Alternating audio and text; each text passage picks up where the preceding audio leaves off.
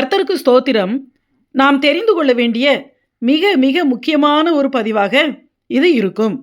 பகிரங்க வருகை எப்போது எப்படி சம்பவிக்கும் என்பதை குறித்து பார்ப்போம். ரகசிய வருகையில் மணவாட்டி சபையாகிய பரிசுத்தவான்கள் எடுத்துக்கொள்ளப்பட்ட பின்பு 7 வருஷங்கள் கழித்து பகிரங்க வருகை நடக்கும்.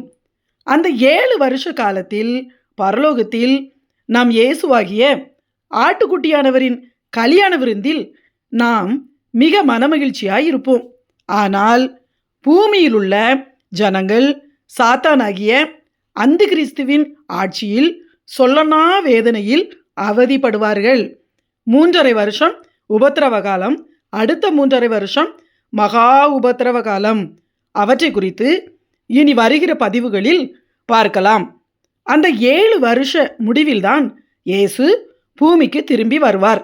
ரகசிய வருகையில் மத்திய ஆகாயத்தில் இயேசுவோடு எடுத்துக்கொள்ளப்பட்ட பரிசுத்தவான்களையும் இயேசு தம்மோடு கூட்டிக் கொண்டு பூமிக்கு இறங்கி வருவார். அதை குறித்து அந்த யூதா எழுதின நிருபம் 1 அதிகாரம் 14 வசனத்தில் 1000 தமது பரிசுத்தவான்களோடும் கூட கர்த்தர் வருகிறார் என்று சொல்லப்பட்டுள்ளது. இயேசுவின் பகிரங்க வருகையின் போது பூமியில் உள்ள எல்லோரும் பார்க்கும்படியாக இயேசு இறங்கி வருவார். நாமும் மறுரூபமாக்கப்பட்ட சரீரத்தில் இயேசுவுடன் கூட இறங்கி வருவோம். வெளிப்படுத்தின விசேஷம் 1 அதிகாரம் 7 வசனத்தில் இதோ மேகங்களுடனே வருகிறார், கண்கள் யாவும் அவரை காணும், அவரை குத்தினவர்களும் அவரை காண்பார்கள், பூமியின் கோத்திரத்தார் எல்லாரும் அவரை பார்த்து புலம்புவார்கள். அப்படியே ஆகும், ஆமேன் என்று எழுதப்பட்டுள்ளது. பூமியில் உள்ள ஜனங்கள் இயேசுவை கண்டவுடன், ஐயோ, இவரா மெய்யான தேவன், இவரை அல்லவா சிலுவையில் அறைந்தோம், இவரை பற்றி கிறிஸ்தவத்தை பற்றி எப்படியெல்லாம் இழிவாக பேசினோம், தடுத்தோம், கொலை செய்தோம் என்று தங்கள் தலையிலும் நெஞ்சிலும் அடித்து கொண்டு அலறி புலம்புவார்கள். அப்போது எல்லா வாய்ப்புகளும் தருணங்களும் முடிந்துவிட்ட காலமாயிருக்கும். இரகசிய வருகையோடு கிருபையின் காலம் முடிந்துவிடும். மேலும் அந்த ஜனங்களால் கர்த்தராகிய இயேசுவின் பிரசன்னத்திற்கு முன்பாக அவருக்கு முன்பாக நிற்க முடியாது. இயேசு சாதாரணமான மனிதனாக அல்ல, பிதாவின் மகிமை பொருந்தினவராய் நியாயாதிபதியாய் இறங்கி வருவார். இந்த பூமியின் குடிகள் பயந்து நடுநடுங்கி ஓடி ஒளிவார்கள். ஆனால் அவர்களால் முடியவே முடியாது. வெளிப்படுத்தின விசேஷம் 6 அதிகாரம் 15 வசனத்திலிருந்து 17 வசனம் வரை பூமியின் ராஜாக்களும் பெரியோர்களும் ஐஸ்வர்யவான்களும் சேனை தலைவர்களும் பலவான்களும் அடிமைகள் யாவரும் சுயாதீனர் யாவரும் பர்வதங்களின் குகைகளிலும் கண்மலைகளிலும் ஒளித்து கொண்டு பர்வதங்களையும் கண்மலைகளையும் நோக்கி, நீங்கள் எங்கள் மேல் விழுந்து சிங்காசனத்தின் மேல் வீற்றிருக்கிறவருடைய முகத்திற்கும் ஆட்டுக்குட்டியானவருடைய கோபத்திற்கும் எங்களை மறைத்து கொள்ளுங்கள், அவருடைய கோபாக்கினையின் மகா நாள் வந்துவிட்டது, யார் நிலை நிற்கக்கூடும் என்றார்கள் என்பதாக எழுதப்பட்டுள்ளது. எவ்வளவு பயங்கரமாக இருக்கும் பாருங்கள். யாருமே கர்த்தருக்கு முன்பாக நிற்கவே முடியாது, எங்கேயும் ஓடவும் முடியாது, ஒளிந்து பதுங்கவும் முடியாது.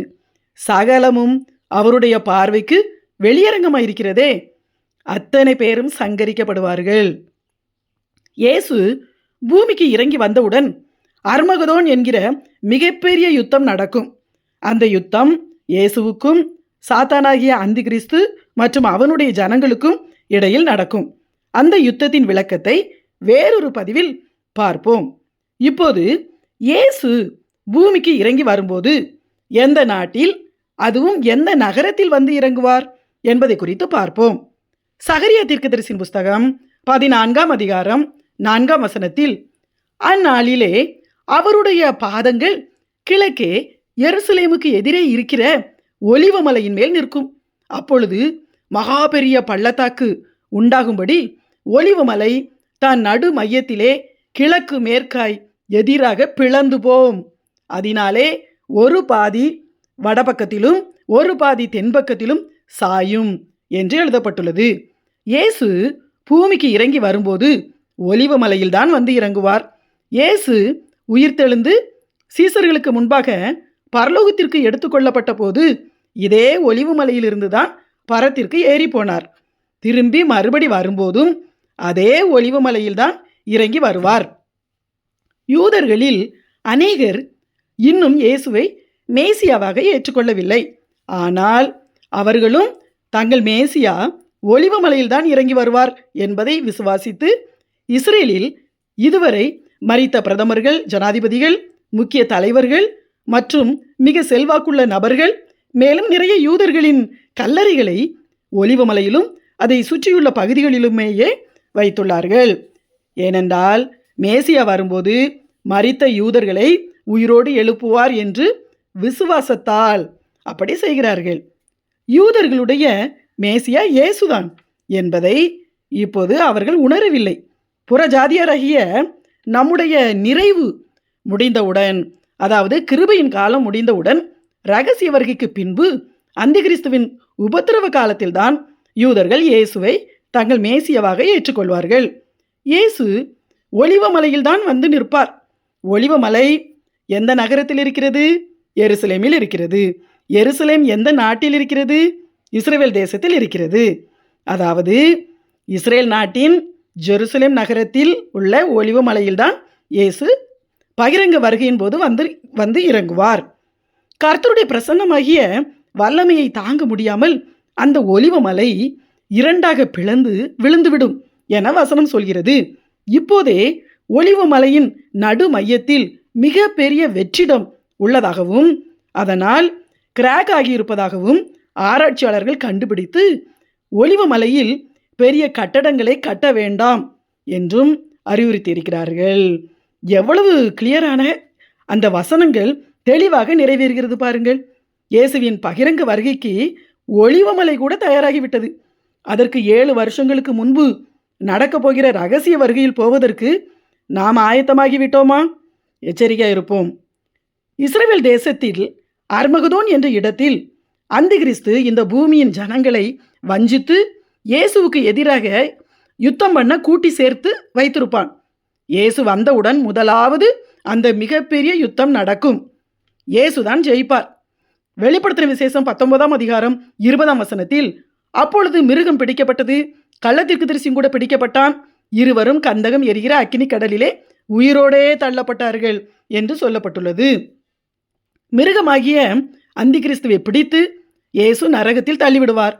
மேலும் 21ஆம் அதிகாரத்தில் மற்றவர்கள் குதிரையின் மேல் ஏறினவருடைய வாயிலிருந்து புறப்படுகிற பட்டயத்தால் கொல்லப்பட்டார்கள் என்று எழுதப்பட்டுள்ளது.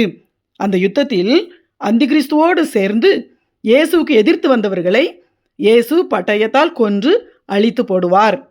வெளிப்படுத்தின விசேஷம் 20ஆம் அதிகாரம் 2ஆம் வசனத்தில் பிசாஸ் என்றும் சாத்தான் என்றும் சொல்லப்பட்ட பழைய பாம்பாகிய வலு சர்ப்பத்தை அவர் பிடித்து அதை 1000 வருஷம் அளவும் கட்டி வைத்து அந்த 1000 வருஷம் அளவும் நிறைவேறும் வரைக்கும் அது ஜனங்களை மோசம் போக்காதபடிக்கு அதை பாதாளத்திலே தள்ளி அடைத்து அதன் மேல் முத்திரை போட்டான் என்று சொல்லப்பட்டுள்ளது. சாத்தானை கட்டி, அதாவது அவனை பிடித்து பாதாளத்தில் 1000 வருஷம் அளவும் கர்த்தர் கட்டி வைத்து விடுவார். அதன் பிறகு உடனே இந்த பூமியில் இயேசுவின் 1000 வருஷ அரசாட்சி ஆரம்பிக்கும். இயேசு ராஜாதி ராஜாவாய் ஆளுகை செய்வார். நாமும் அவரோடு கூட ஆளுகை செய்வோம். பகிரங்க வருகைக்கு பின்பு இயேசு உடனே பரலோகத்திற்கு திரும்பி போக மாட்டார். 1000 வருஷம் அரசாட்சி இந்த பூமியில் முடிந்த பிறகு வெள்ளை சிங்காசன நியாயத்தீர்ப்பு உண்டு. அதன் பிறகு இந்த பூமியெல்லாம் முற்றிலும் அழிக்கப்பட்டுவிடும். பின்பு இயேசுவோடு நாமும் பரலோகத்தில் நித்தியமாய் வாழ்வோம். அதற்கு இப்போது எந்த நேரத்திலும் நடக்கப் போகிற இரகசிய வருகையில் போக ஆயத்தமாவோம். ஆமேன்.